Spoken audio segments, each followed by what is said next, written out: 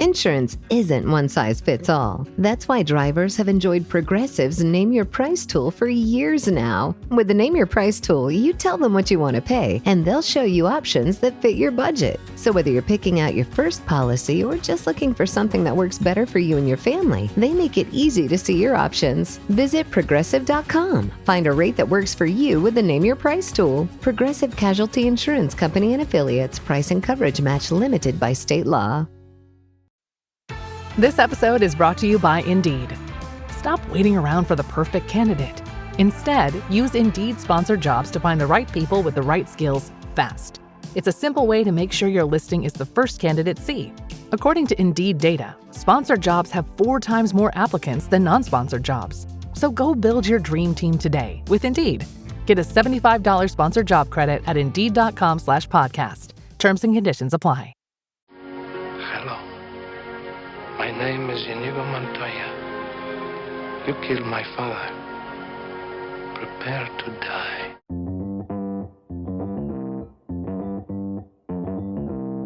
Live from Joe's mom's basement, it's the Stacking Benjamin Show.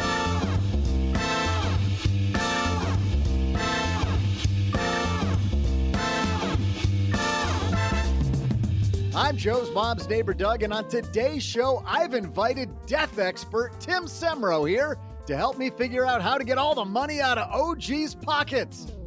Wait, what? That's not why we're here. Well, why else would Tim be here? I mean, it can't be both. All right, you're the boss. Hey, Steve, can you roll the music again for me? Today, you'll learn everything you need to know about what to do with your stuff, apparently, when you die with certified estate planner attorney Tim Semro. In our headlines, more celebrities in the news, dead ones. We'll talk about what we can learn about estate planning from the rich and famous. And for our TikTok minute, estate planning on a major TV show? It sure was. We'll share a clip. Plus, we'll answer lots of questions from stackers who thought, I'd better call Saul, Seahide, OG, and in this case, Tim. And then I'll share some inked trivia. And now, 2 guys who've promised to leave everything to me after they die. The script is legally binding. It's Joe and OG. And the guy who can prove it's legal, Tim. Hey there, Stackers. Happy Wednesday. Welcome to the show. People are dying to get on. Get it, Doug? You're killing me. The Stacking Benjamin Show. You're here. Sit back and relax because we have an hour of financially nerdery stuff going on today. Death-related stuff, which is always fun when we talk about death with a guy across the card table from me, Mr. OG. How are you, man? I'm still living, I guess. So far, so good. Just got to tell Doug that. Hey, Doug, he's still alive. The pillow trick last night didn't work. Can we do something with his makeup so he looks more lifelike? Yes. Well, the good news is that it's not just OG, Doug, and I today. We have our good buddy, estate planning attorney Tim Semrose here. How are you, man? I'm doing well. Thanks for having me on the show. Well, thanks for coming and saving us. We really appreciate it. You've got a new book out, Your Money, Your Way. Let's talk first about the book just a little bit. This is a book where you dive into estate planning stories, which I think estate planning, it's a lot more fun to cover it, I think, Tim, when you talk about it in terms of stories.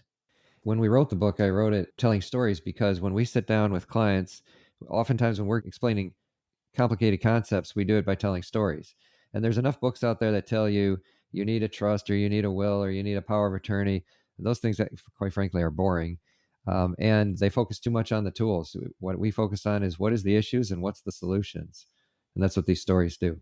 Well, it's exciting. Part of your subtitle is about giving more and living more. This isn't just for dying. This is about actually having, I guess, a more fun life, huh?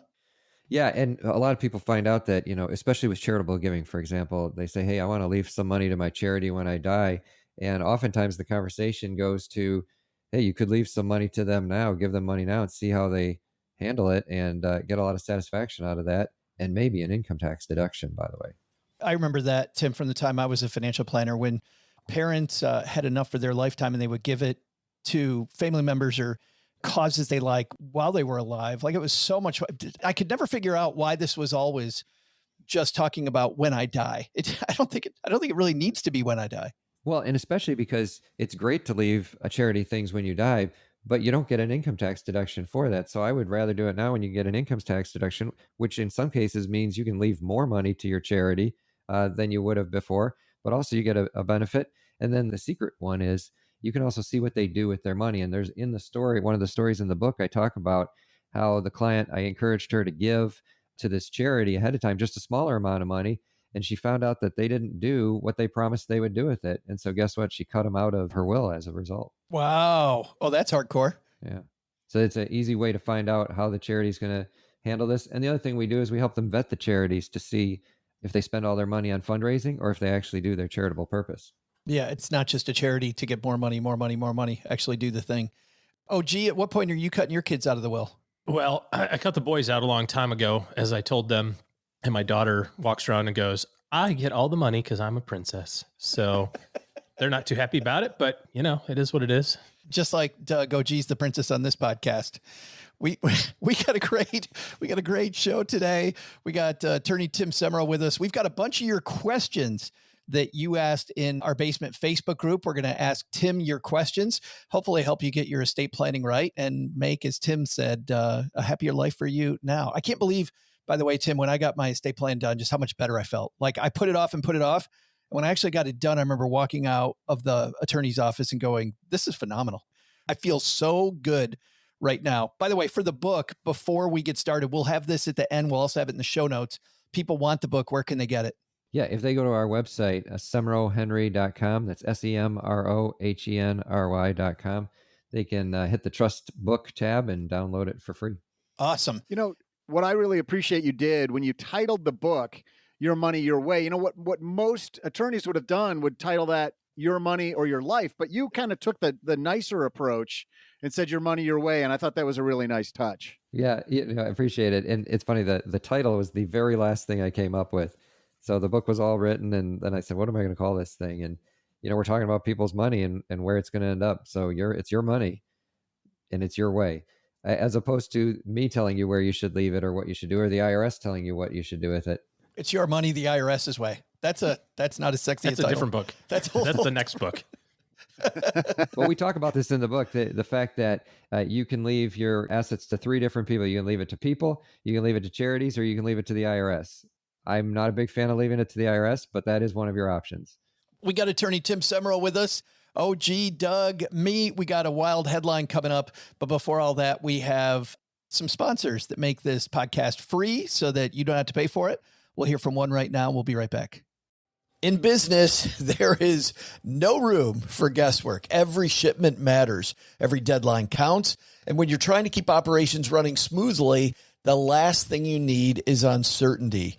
That's why reliability is at the core of USPS Ground Advantage. From the moment your package is first scanned in, it moves through a secure nationwide network, aiding in a timely and accurate delivery. You get near real-time tracking so you can keep up with your shipments. And with affordable upfront pricing, there are no hidden fees or surprise surcharges to throw off your cost sheets.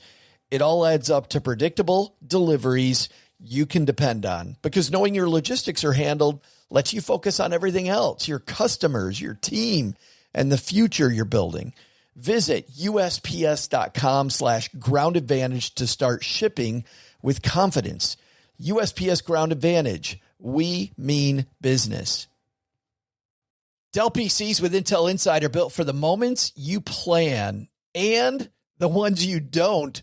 They're for those all-night study sessions, the moment you're working from a cafe and realize every outlet's taken, the times you're deep in your flow and can't be interrupted by an auto update. That's why Dell builds tech that adapts to you.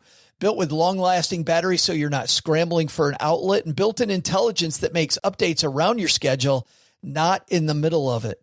Find technology built for the way you work at Dell.com/Dell PCs. Built for you. All right, guys, let's dive into this headline. Hello, darlings. And now it's time for your favorite part of the show, our Stacking Benjamin's headlines. Our headline today comes to us from financialplanning.com, financial-planning. Unfortunately, this is behind a paywall. But you know what? I don't think there's a lot here that our stackers really need to read, but we will still link to it in the show notes. This is a piece written by Rob Burgess. What advisors, since this is a website for advisors and their clients, can learn from celebrity estate debacles. OG, you and I, on several podcasts, we've talked about the Aretha Franklin issue. Aretha Franklin, I think, had maybe more wills than she had birthdays. I think that how many wills at last count did they find for her? 37? The handwritten one in the couch was especially helpful. Yeah. Allegedly. After years of legal dispute in 2023, this piece says a judge found that the last one was the valid one. And I guess, Tim, I don't want to focus too much on Aretha Franklin, but if they find 5 different wills of yours, is that generally the case? Whatever was written last is the one that they go with? Yeah, ironically, they call it the last will and testament, but we've had clients do this where they want to sign 3 copies of the will. You can't sign 3 copies. The last one you sign is your one and only will. You can make a photocopy of it, but you can't sign several. And if you sign one every week for the next 3 weeks, it's the last one you signed that's valid. By the way, my son, Nick, who's rehabbing houses in Detroit, OG, we've talked about this before. He bought a house around the corner from the house where Aretha Franklin grew up. And there's lots of construction, like all over Detroit, tons of people making these beautiful properties beautiful again. This piece says Franklin's far from the only celebrity to die without clear estate plans in place. Singer Tony Bennett's children are currently embroiled in a legal feud over his estate.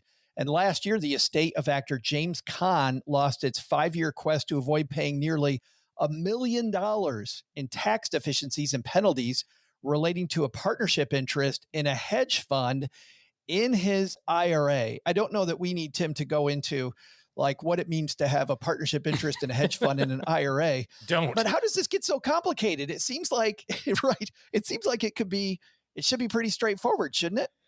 Well, it should. And there's 2 issues you brought up there. The one was with the children causing problems. And usually the problems they're going to cause is they're going to say that mom or dad signed the will and they were being forced to sign it because their arm was being twisted by one of their other siblings. So that's a undue influence or a diminished capacity situation where they said they really didn't know what they were doing anymore. And then the other one is the IRS rules. And those can get incredibly complicated inside of IRAs and the distribution of IRAs. When it comes to money inside of IRAs, so IRAs always have these beneficiaries. Do I not then make the beneficiaries my children or the same heirs that I would make them, that I think of as my heirs? Yeah. And one of the important things, and when we often talk about what's the first step you can take in an estate plan when you don't know what to do, is put beneficiaries on everything you own, including your IRAs, because they will go outside of probate, which is the fastest, cheapest, easiest way to get assets to transfer if you put a beneficiary designation on there. We did a story a few weeks ago, Tim, about a guy that had his girlfriend at the time. What was it, OG? Like 30 years ago?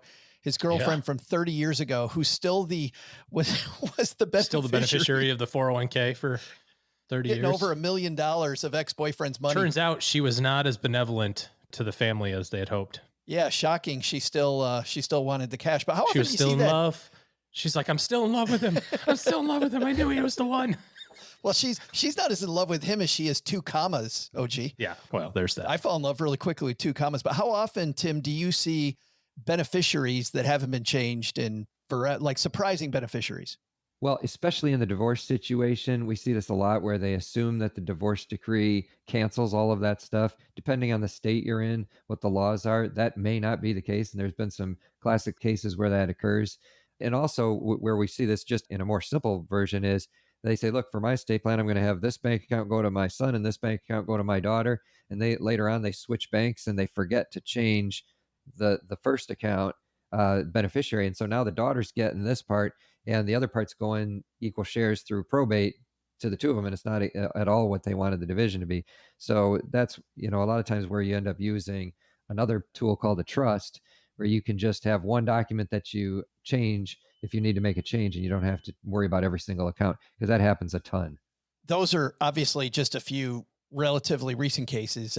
This piece goes on to talk about actor Chadwick Boseman, musician Prince, and Doug's brother by another mother, rapper Tupac Shakur. People get them confused all the time, Doug and Tupac.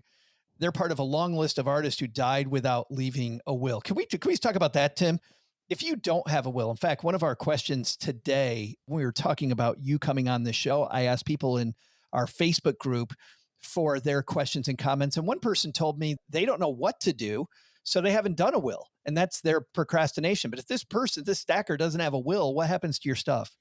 One of the common mistakes people make is thinking that if you have a will, that you're not going to go through probate. Well, a will goes through probate, and if you don't have a will, you go through probate. It's just these are the instructions you're given to court to get to deal with your assets. The only way to avoid probate is to have a beneficiary designation on your account or have it passing through a trust somehow where it's not going in your name. If you die with the asset in your name with no co-owner, no beneficiary, you're in probate, whether you have a will or not.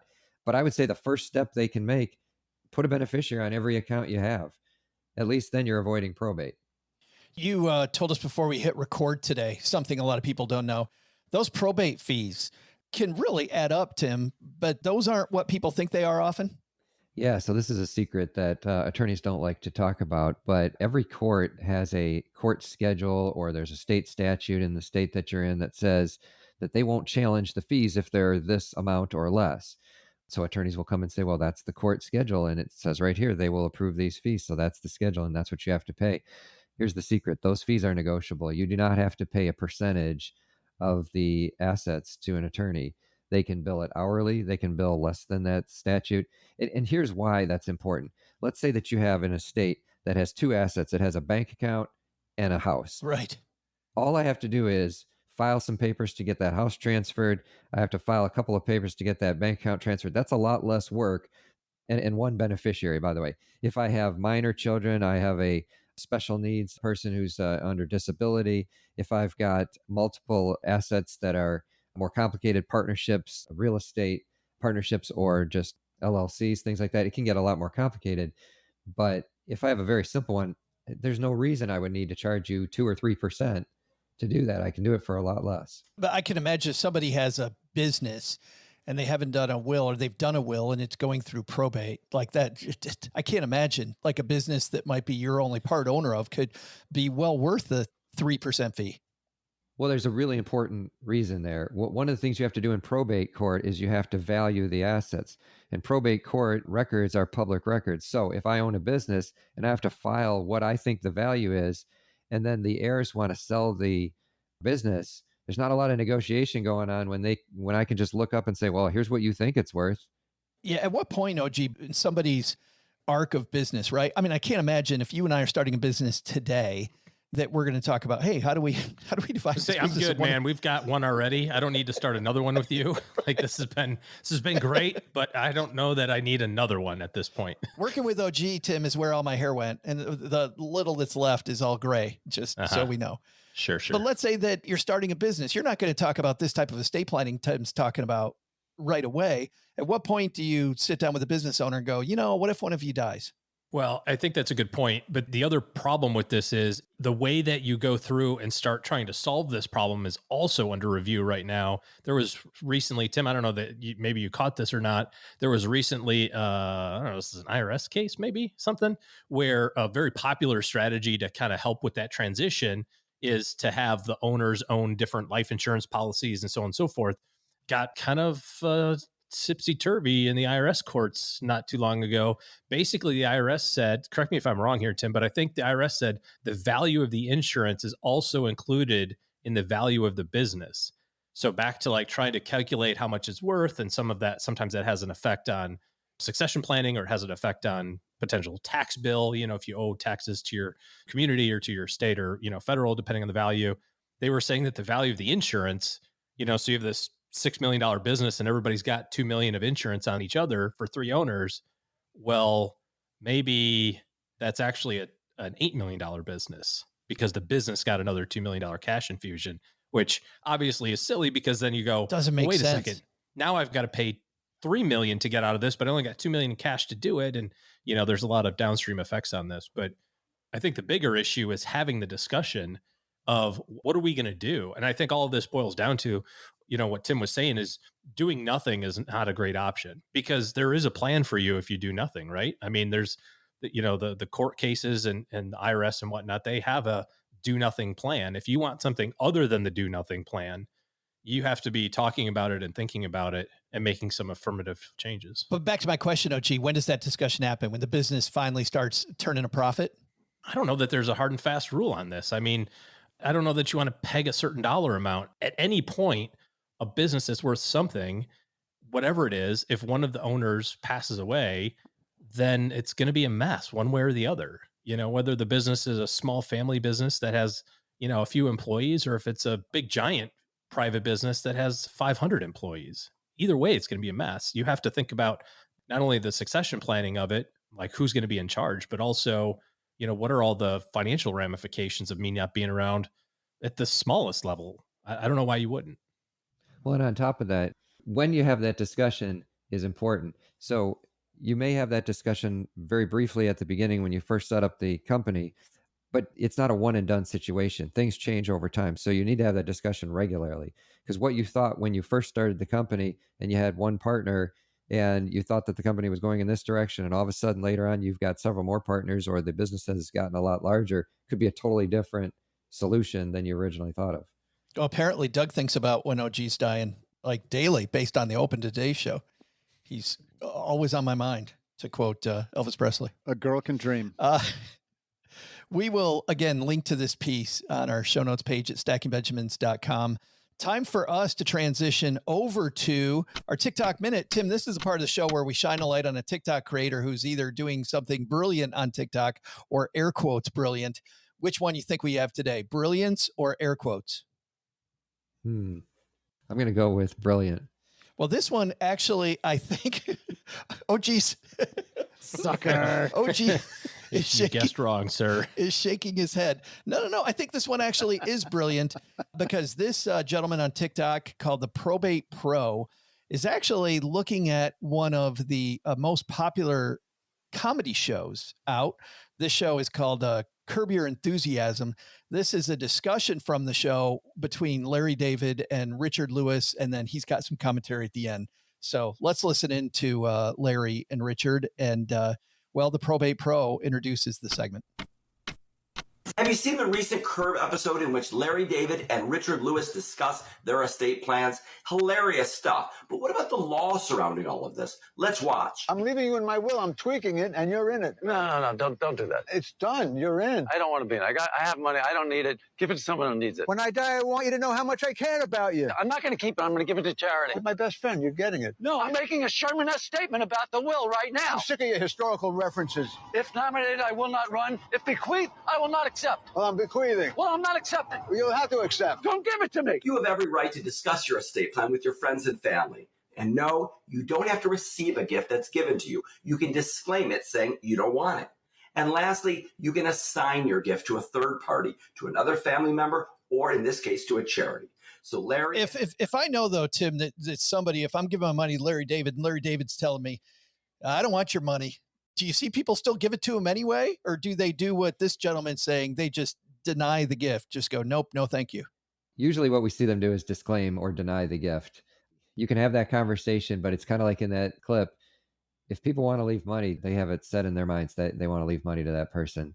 If anybody wants to leave money to me or OG or Doug, but specifically me, really. We will not deny it. We will nor disclaim it. Fully accept the gift. I will exclaim it, if that counts. Yay! But if you have a gift, let's say that I'm doing okay financially, Tim, but other people in my family are not doing okay, and I get left a gift. Can I disclaim the gift and redirect it to other people instead? Or does it go through the beneficiary channels that are in a trust or probate or whatever? Yeah, usually what's going to happen is when you sign a disclaimer that says, treat me as if I've predeceased, and therefore you're not directing what's going to happen to it. It's going to go to the next beneficiary listed in the line of beneficiaries. If it was in a trust document or whatever, it usually you don't have the ability to direct it. That's an unusual situation that he was bringing up. Tim, I have a slightly different question. Is there any reason why you would want to deny or redirect, whether it's tax implications or anything else legal, that by somebody might not want to take something that was bequeathed to them? Yeah, here's a good one. Tax implications, yes. If you already have a high net worth and you're already in the estate tax situation, you like in that clip, you might say, I don't really need it. I don't want it. But what about like a timeshare? A lot of people don't want to deal with timeshares, and they end up saying, well, I have to take mom's timeshare because she left it to me. No, you don't have to. And we've actually had cases where we let the timeshare just sit in probate. Oh, that's fabulous. And we just don't even open probate because they don't want it. It's the ultimate reverse card on Uno to the timeshare people. The best. Are you saying the best way to get rid of your timeshare, Tim, is to die? There are a lot of people. I can tell you, I will not buy a timeshare based on all the clients I've talked to. Yeah.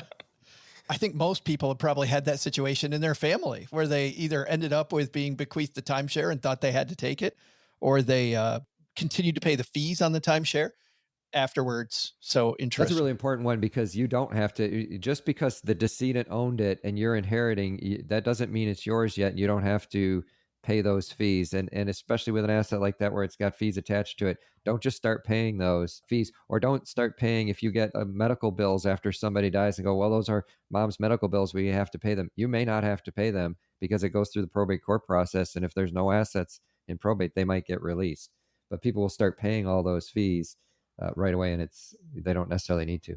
This is a show, by the way, Curb Your Enthusiasm, that I love. And what's funny is I would continually talk about this show with neighbor Doug, and he and I would hang out and I'd go, let's watch an episode. And we would always pick out the crappiest episodes. So Doug, this is a show that you should love. And yet, I know. You're not the only one who's told me that too. They're like, this is right up your alley. It's your humor. It is totally up your alley. I was always disappointed by the episodes because I'm like, oh, we can watch any episode. Apparently not. Because every time I'd show you an episode, it was really a representation. Coming up in the second half of the show, we're going to have an extended Q&A with Tim. These are not our questions. These are your questions that you guys that are in our Facebook group, The Basement, submitted. But before that, we are going to tomorrow have an extended discussion in the 201, our newsletter that comes out the day after this show appears. So head to stackybenjamins.com/201 so you can get to the next level on all of the stuff that we're talking about today. That's always free. The 201 comes out twice a week. Doug, here at the midway point, though, you've got today's trivia question. This is a good one, man. I think it's a great one. Hey there, stackers. I'm Joe's mom's neighbor, Doug. Today is National Tattoo Removal Day. And of course, we all know it's just one of those fake holidays made up by Big Laser. Well, they can take my tramp stamp off my cold, dead upper butt. That's what you can do, Big Laser. Now, look, I've had it since college. It's becoming something of a trademark for me. For the very few of you who haven't seen it, it's an homage to Nicolas Cage. In the center is the plane from Con Air engulfed in flames like on the movie poster, but this time, it's just above my butt. Then on my left butt cheek is a mini portrait of said Nicolas Cage holding the Declaration of Independence, and above the other is his mugshot from Raising Arizona. But it's tastefully done. Don't worry. Surprisingly, a lot of political figures like me, Doug 2024, not crooked at all, have had tattoos. Nicholas II of Russia had a dragon on his arm, and former Secretary of State George Shultz, well, he had a tiger on his butt. I bet that made him pretty popular with the ladies, am I right? Today's trivia question is, which U.S. president had a tattoo of a tomahawk on his inner thigh? I'll be back with today's answer and the ad-free second half of this estate planning party after we hear from the sponsors who make this free for you, and right after I ask Joe's mom if she has any hidden tattoos.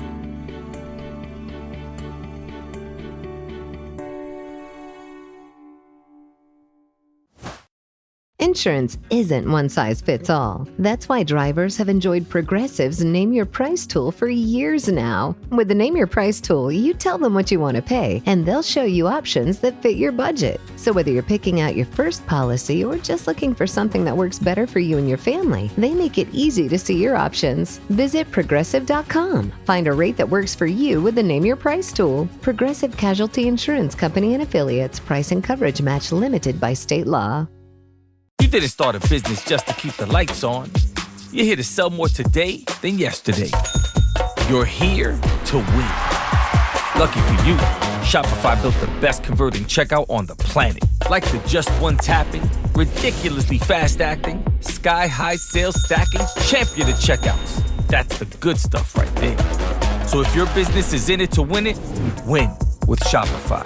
Start your free trial today at shopify.com/win. Did you know Fast Growing Trees is America's largest and most trusted online nursery with thousands of trees and plants and over 2 million happy customers? Whether you're planting fruit trees, adding privacy, brightening things up with flowers, or bringing in houseplants, Fast Growing Trees has it all. Even better, they can help you find options that are right for your climate, your space, and lifestyle.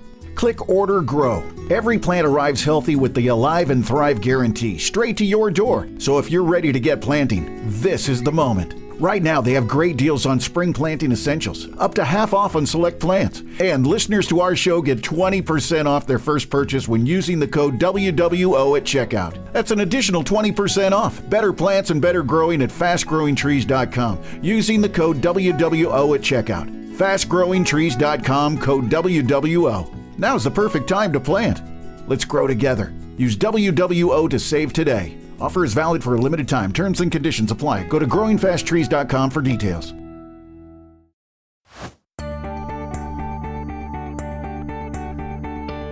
Hey there, stackers. I'm tattoo historian and Nicolas Cage stan, Joe's mom's neighbor Doug.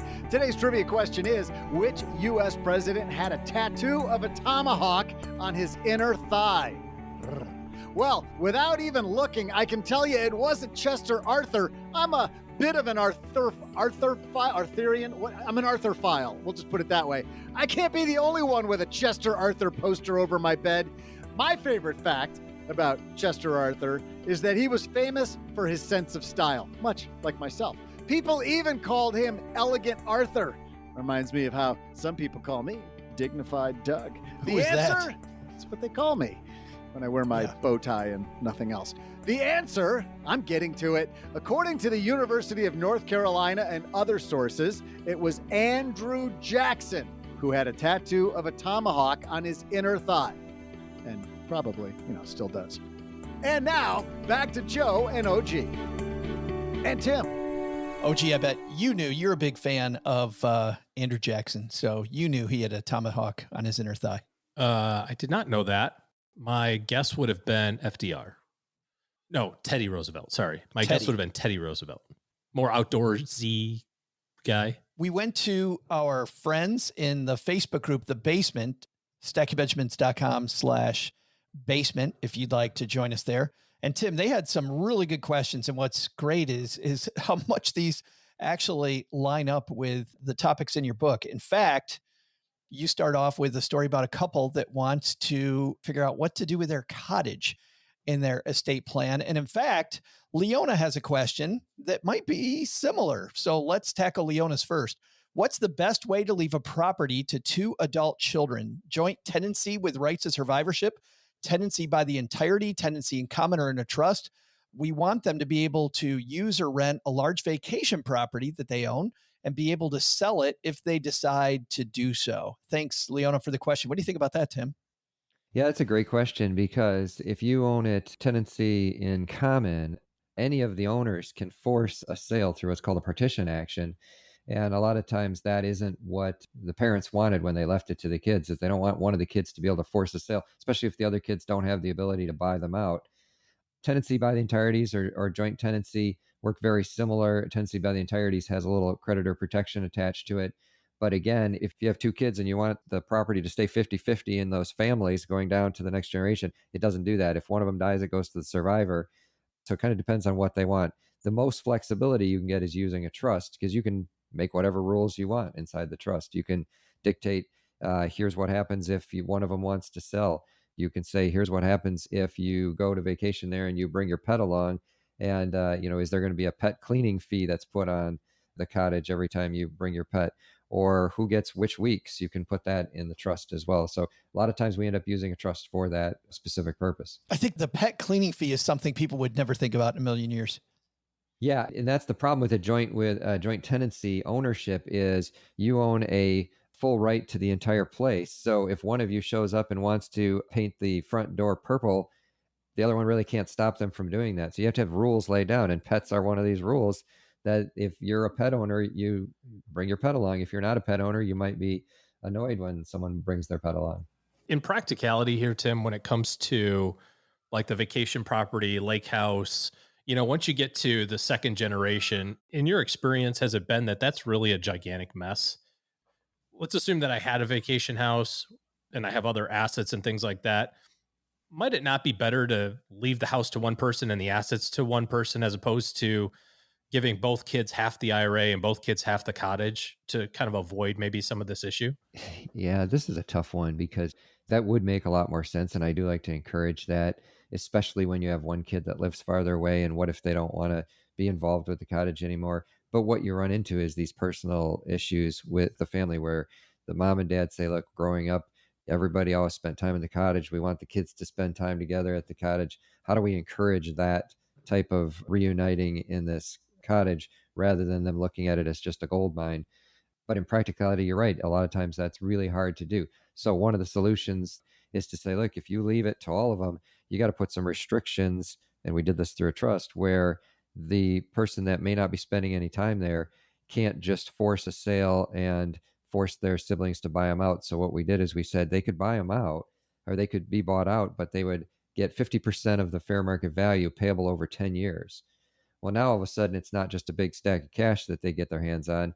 The encouragement is, well, why don't you just hold on to it? It's not worth selling. And then maybe years down the road, they might live closer again and reunite. And that's really what this family wanted, is they wanted their kids to experience the cottage the way they had experienced it when they were younger. A quick follow-up question to this. Xander just asks about a house in general, Tim. Should a house be in a will or a trust? Is it better or easier to put it in during the process of buying or after closing, assuming that it should be in a trust or a will? So this is almost always going to be after the process of buying because most people are buying with a mortgage, and the mortgage company, if you are going to put it into a trust or an LLC or something like that, they're probably going to have a problem with that. So you're much better off waiting and doing it afterwards, after the transfer has occurred. In the second chapter of your book, you go over terms, some important terms. And I think Mark has a great question on this one. He says, what makes a good executor? And let's add to that some of the other terms people might need to know in an estate plan. Contingent trustee would be another one. Who's good in these different roles people have, Tim? So generally, we're looking for someone who has the temperament to handle the family dynamics. And I'll give you an example. Recently, I have a client who passed away, and they picked the child who is an airline pilot as their trustee. Airline pilots can deal with all sorts of stress. He was the perfect guy to be the trustee among his siblings who may not have been getting along so well together. You want to think about who can handle the family dynamics, who can meet with the professionals, the attorneys, the CPAs, the financial advisors. In the old days, it used to be they actually had to marshal the assets, meaning, they had all kinds of stuff they had to do. The executors and trustees don't have as much physically to do anymore, except for one thing that I'll bring up in a second. So it's really more just dealing with the interpersonal relationships. But there is one thing, all the stuff in the house. So the personal property, that's always an issue, and someone has to clean it out. And that sometimes can be a problem. I would just hire that job done, but a lot of people insist on they want to clean out all of the mom's stuff. And if mom was kind of a hoarder, this can be a real problem, and it's real physical work. Doug, did you have something there? I saw you put your microphone up for a second. Oh, I was going to OG was getting all chuffy about, airline pilot. That's me. For people not watching us on video, OG was like, oh yeah, I'm the perfect person. I didn't say that was me. I just agree. We can tolerate a lot of BS. I totally walked into that. I wasn't thinking that OG's a pilot when I said that. Nice job, Tim. As if his ego needed a little more. When I was first a financial planner and then I got married before we had kids and just kind of getting started, I was trying to drink my own Kool-Aid, right? We recommend estate plans. So I got my estate plan done. And the attorney that I used at the time had I thought, a pretty great thing, and maybe you do this, Tim, as well, is he would send a letter to everybody who was in the estate plan and just said, hey, if OG gets hit by a bus, you have something to do, save my contact info, basically. And this was, in the late 90s. It was all paper mail. So I had decided in discussing this that I didn't want to put the burden of making the decision of, extending life to my new bride, and I couldn't do it to my mom. So I had decided that would be my next older brother. And so he gets this letter and it says, dear Justin, you have this thing. And so my brother calls me and goes, hey, I got this letter from an attorney. What the hell is this about? And I said, oh, well, this is a really important thing to me. And I explained it to him. He goes, so I'm the one in charge of pulling the plug. And I go, well, I mean, to put it mildly, yes. But look, this is a really important thing. He goes, awesome. So when do I get to do that? Can I do it now? So be careful in who you select in these different roles, because some of them may be a little bit more excited to fast forward to the end than others. Well, a big problem that I've seen, Tim, I know, OG, you're joking, but I'm not actually, but that went exactly. I was a fair representation of that conversation. Something I know, OG, that you and I both seen is that people have this person as the executor or the trustee who is, and more in the executor role, I suppose, that just wants to make everybody happy, regardless of what the estate plan says. It always seemed to me, Tim, that you're better off if you've got somebody who's better off as being seen a little bit like they're just going to follow. They're going to follow whatever the estate plan says. And I don't really care what you think if you're not the person that wrote this out. Would you say that characterization is true or no? Well, you definitely, and by the way, the difference between executor and trustee, one's in the will, one's in the trust, but you're right, they do pretty much the same thing. You do want somebody who's going to follow those rules, because that's their only choice, is what the will says and what the trust says, and you're not going to make everyone happy. So they do have to kind of stick to their guns. And a lot of times we have to be the bad guy, because they'll bring us in and say, I don't really, and I mean, I've had cases where the family doesn't even get along together and we have to do all the communicating rather than the executor or the trustee. But those fees are not negotiable then, huh? Yeah, exactly. That's where you earn your money, Tim, right there. That's when you pull out the court schedule and go, well, the court says here's the schedule. So I have been involved in some difficult conversations over the years. Yeah. And a lot of the time, Tim, is it true that they don't fight over the important stuff? They fight over the stupid crap. Okay. Yeah. We had a case one time where it was a rock that sat in the front yard, and everyone wanted this rock because it meant a lot. And they spent a lot of money in litigation arguing about this rock. Was it made of gold? No, it was just diamond of some kind. Nope. It's a quarry rock that the landscaper couldn't move when they built the house. Yeah. And it was a very important family, I don't know, memento. Unbelievable. Sitting out there in the yard. The rock. Yeah. Two more quick ones here, Tim. Several people ask, Corey is one of them, but I know a couple other people in here ask this. If I have my estate plan done in one state and I move to another state that may have some different rules, do I need to get that estate plan redone? This is a great question. Now, the Constitution of the United States full faith and credit clause says if you sign it and it's valid in the state you signed it in, it'll be honored in the other states. But the laws are different, right? So sometimes it does make sense to talk to somebody, but you don't necessarily have to make changes. So hopefully the attorney you sit down with, the attitude they have is, does this work in this state? It might not be exactly mentioning the lineup directly, but does it work? Because I hate to just redo a plan just because you moved from a different state. Now, that being said, generally speaking, the laws east of the Mississippi are all the same, except for a few states like Wisconsin, and west of the Mississippi, they're different. East of the Mississippi, you have what we call separate property states, and west is typically community property states. So you should have the conversation with an attorney, but don't assume that you're going to have to make a bunch of changes, because since you signed it and it was valid in the state you signed it in, it will be honored in the state you would pass away in. It'll just be interpreted under the laws of that state. There could be another issue too, Tim, when it comes to states, especially as the federal estate tax is changing and becoming higher and higher. States are getting cut out more and more. We're seeing, obviously you are as well, a little bit more interest at the state level of having some sort of estate tax or death tax. And that changes depending on the state too. So you might have some minuscule changes if you move from one state that maybe didn't have an estate tax and you move to another state that has. Now maybe you're below the threshold for the tax in that state. True, because a lot of states have gotten rid of their estate tax. There was kind of a wave that went across the country with that, but there are a few select states that still have it. And then some of them have what we refer to as a cliff tax, where you have no tax up to a certain point, but once you're past that point, you have a tax, but the rates are such that it starts to scoop up the entire part that was exempt before. All of it. So all the stuff all of it. Wow. Yeah. So it's very important because there are a few specific states that we run into that in. it's just part of that. You make sure that the person you're talking to understands taxes, not just a general attorney. And this is the thing, is one of the questions we get is, how do I choose an attorney for estate planning? And one easy way is if you go to their website or their advertising, and they've got like 10 things that they do that are listed in their bio, and estate planning is the 10th or ninth thing, they're probably not doing a lot of estate planning. But every attorney says, oh, sure, I've got a will that I could pull off the shelf at some point. So look for somebody who's certified or that you got introduced to, or you can ask a friend about and say, who did you use? You can even call bar associations and ask for referrals. But that's a generally, don't just take a general sole practitioner that does everything, because it's really hard to get that deep into just estate planning if you're not doing it all the time. Last topic I want to hit is around kids. We have a couple important questions about, obviously, your children that we will not only be beneficiaries, but Tracy's question is around disabled kids, but will have careers, she writes. How do we protect our assets for them once they transfer, to protect them from not great people, Tracy calls it, who may come into their life if we aren't around?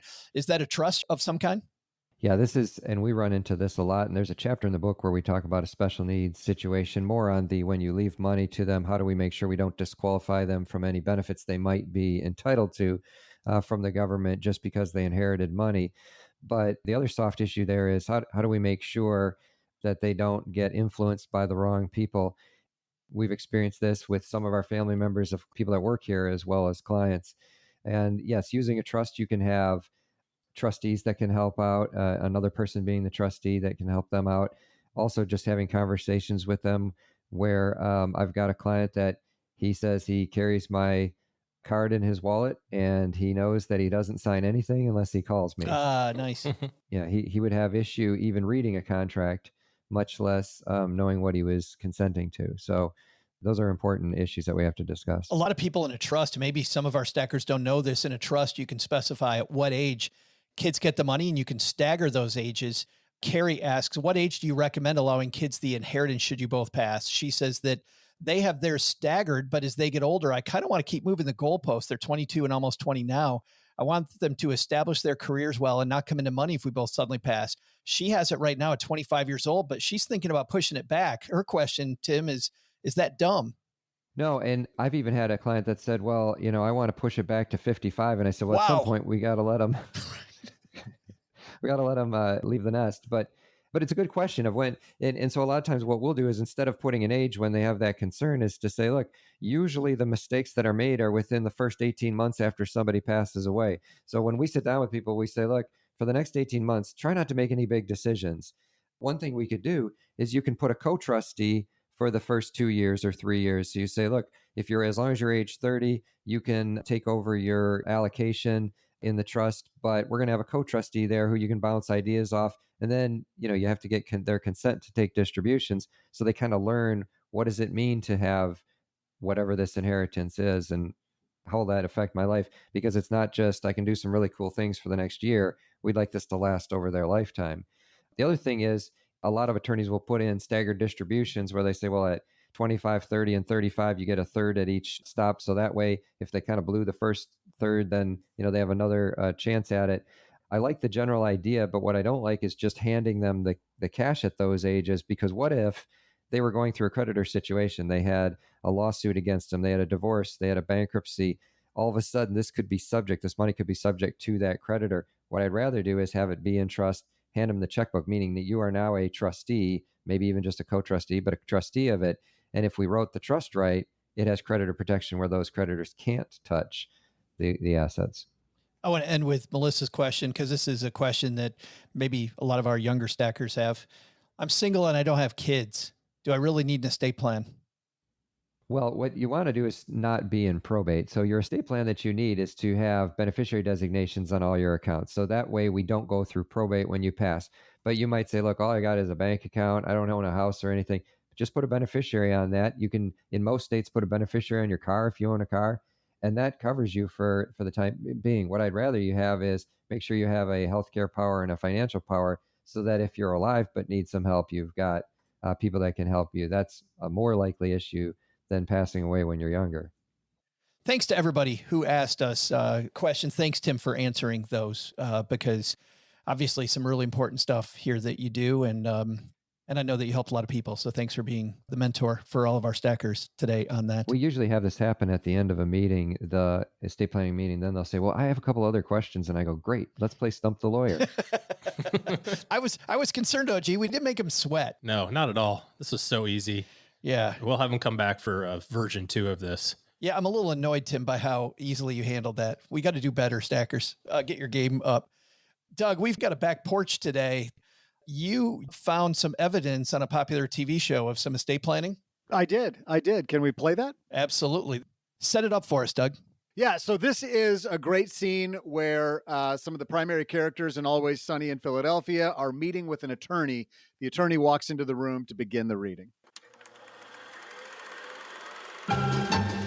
I am so sorry. My apologies. I'm so busy today. It's good to see all of you. That's quite all right, sir. Don't worry about it. Listen, would now be a good time to say a few words about my wonderfully warm and caring mother? No, just, get to the reading part. Get on with it, man. Let's go. All right. Which one of you is Frank Reynolds? No. Okay. Frank, I have something here that I need to read to you from Barbara. Frank, if your fat monkey heart is still beating, then congratulations. I want you to know that I hereby leave all of your money to Bruce Mathis, the real father of my children. What? Bruce Mathis? A handsome man with a beautiful soul and a nicer penis. You're giving all my money to that jerk off? You know, Mr. Reynolds, I'm reading what's on the document. Why are you giving it to him? I'm not She barely even knew him. Yeah, I'm not giving any money to anybody, you see. I'm just reading what's on a will. Where is that rat? Sir, I don't know. Because I want to smash his face until he's dead. Killed dead. Frank, we forget about Bruce. I want to just give away all of our money. You know what? We should just move forward, okay? For my darling son, Dennis, presumably, I give you my house.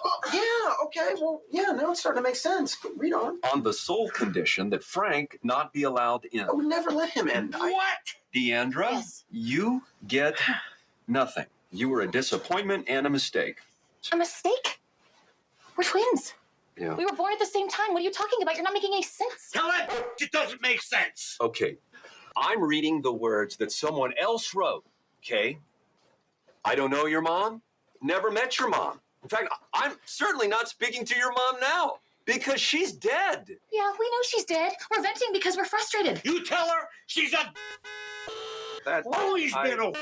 Oh, what about jewelry? Does it say anything about jewelry? It does say something about the jewelry Okay. in here in that she wants to be buried in it. Oh! It just keeps getting better. Tim, you ever get the opportunity to tell one of your clients' beneficiaries that they were a disappointment? You know, it's interesting because we every once in a while we'll have a meeting after somebody passes away and the whole family shows up and you can tell that they're expecting this Hollywood reading of the will. We don't really do that. We'll hand out a copy of the will where everybody else see it. And no, I haven't had any surprises. Wait a minute, on the negative side. you don't pop like a VCR tape into the thing and there's your client in a smoking It's like jacket. Brewster's Millions. Yeah, and do you have a special room that's all wood paneled? Because it seems like they're always in these beautiful rooms that are wood paneled with books everywhere. Yes, and we have we're all smoking cigars. No, that doesn't happen that way. Now, I have had the opportunity, and it's a lot of fun, where I get to call someone who had no idea they were getting anything, and it's a life-changing event. So I called this kid who is just 1 year into college, and he was trying to figure out how he's going to pay for everything, and his aunt that he really didn't know that was from a long time ago left him $400,000, and that could pay for his college and it could start his life. And he got very, very emotional. And that was a great phone call that I got to do.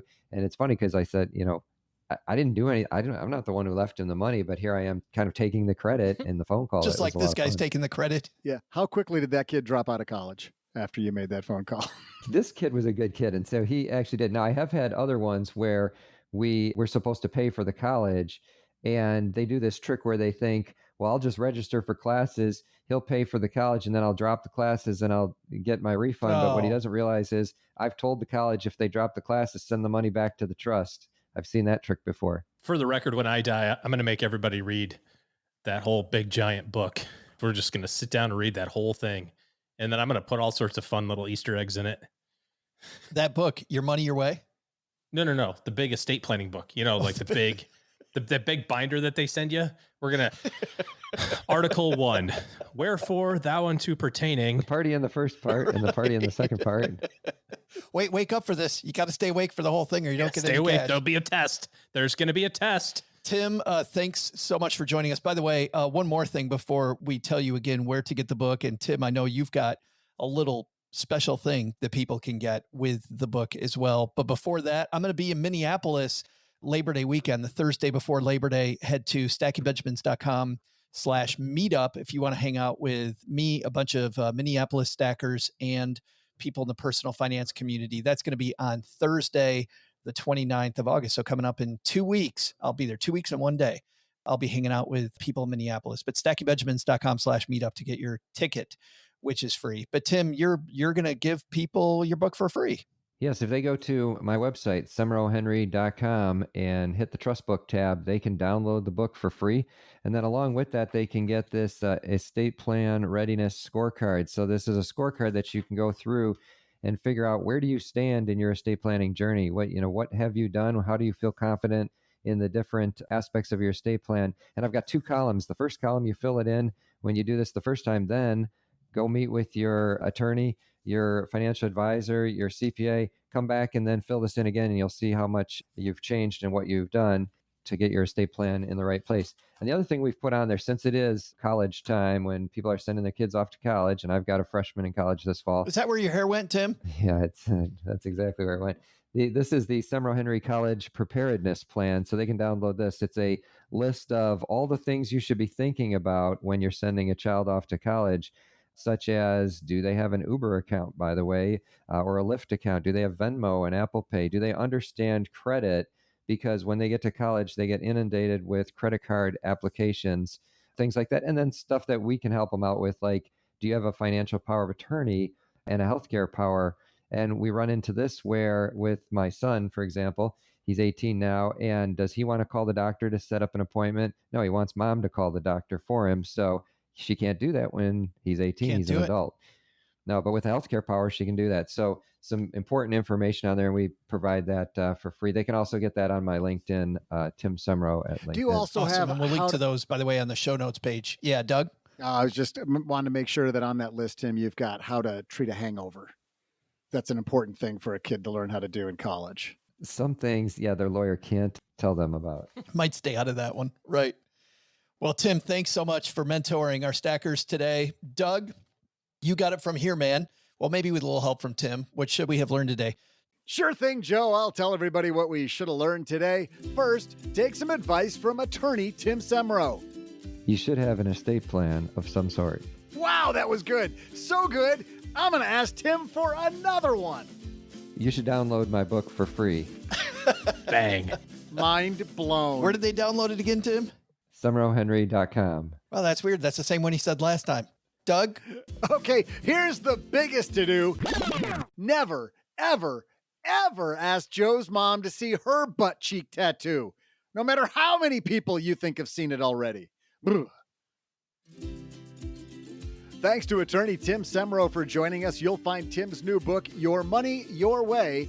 Keep the most, give the most, and enjoy true peace of mind. 5 stories about establishing trust at semrohenry.com. That's SEMROHENRY.com. Then hit Trust Book. You can download the book and your estate planning scorecard. This show is the property of SB Podcasts, LLC, copyright 2024, and is created by Joe Saul-Sehy. Joe gets help from a few of our neighborhood friends. You'll find out about our awesome team at stackingbenjamins.com, along with the show notes and how you can find us on YouTube and all the usual social media spots. Come say hello. Oh yeah, and before I go, not only should you not take advice from these nerds, don't take advice from people you don't know. This show is for entertainment purposes only. Before making any financial decisions, speak with a real financial advisor. I'm Joe's mom's neighbor, Doug, and we'll see you next time back here at the Stacking Benjamin Show.